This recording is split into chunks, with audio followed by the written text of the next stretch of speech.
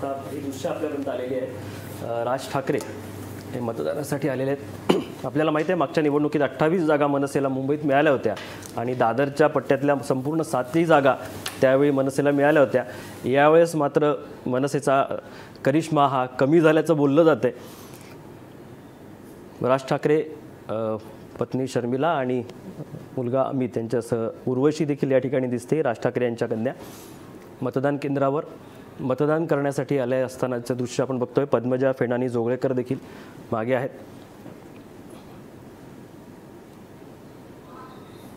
दादर हा पट्टा मनसेसाठी खरं तर अत्यंत महत्त्वाचा। मागच्या निवडणुकीत 28 जागा ज्या मनसेला मिळाल्या त्या दादरमध्ये त्याचा सर्वाधिक वाटा होता, दादर परिसरातला मध्य भागातला।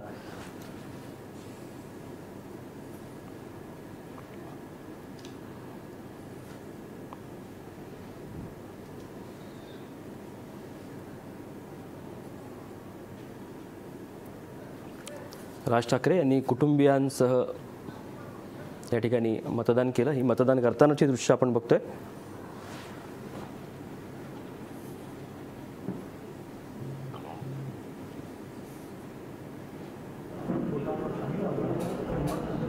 लोकसभा निवडणूक त्यानंतर विधानसभा निवडणूक सातत्यानं मनसेची कमी झालेली ताकद।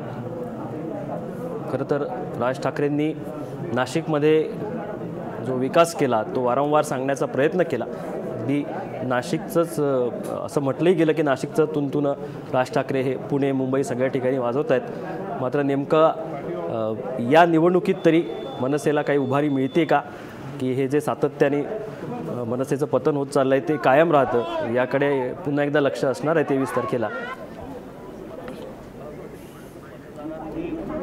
बजावला पाहिजे तसं राजकीय पक्षांनी देखील काम केलं पाहिजे, याची पण होल्डिंग्स लागली पाहिजे।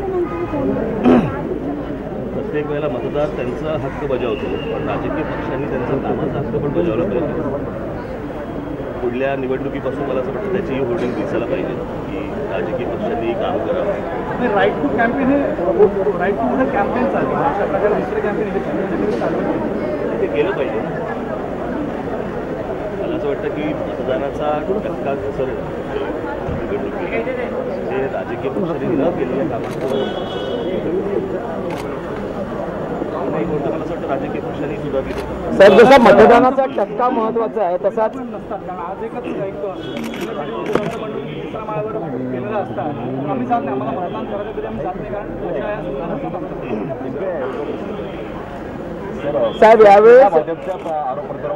यावेळेस प्रचाराचा स्तर घटला किंवा पातळी सोडून प्रचार झाला असं तुम्हाला वाटतं का?